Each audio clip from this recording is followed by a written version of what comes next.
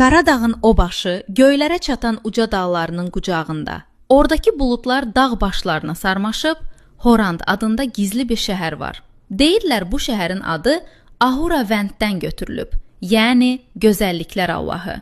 Qarasu çayının şırıl-şırıl səsi, qədim bir mahnı təkin dərin dərələrdə səs salır. Həştəsər dağının ucalığında yel özü ilə uzaq keçmişin xatirələrini gətirir. O günlər ki, Babək Xürrəmdinin yoldaşları bu qayalarda səngər qurub igidcəsinə vuruşardılar.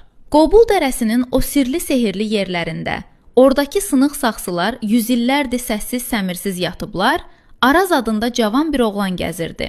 Babası həmişə ona Çinab kahalarından danışardı. O kaha ki, 2000 adam tutumu var idi və elə bil, hələ də əcdadların pıçıltısı divarlarında səslənir. Bir gün Araz, Pışto qalasının yan yörəsində bir daş üstündə qazılmış şəkil tapdı. Şəkildə bir cəngavər kişi var idi.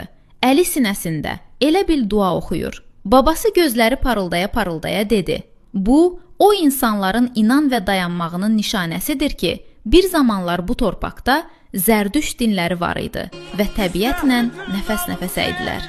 Horand bugün seyrəlmiş meşələrindən yenə də nəfəs çəkir. Qoz və gilas bağları, dağların ürəyində yaşıllıq salıblar.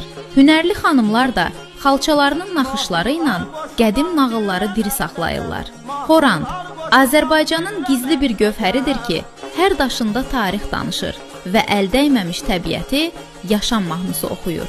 Əziz arkanallar, indi növbə sizindir.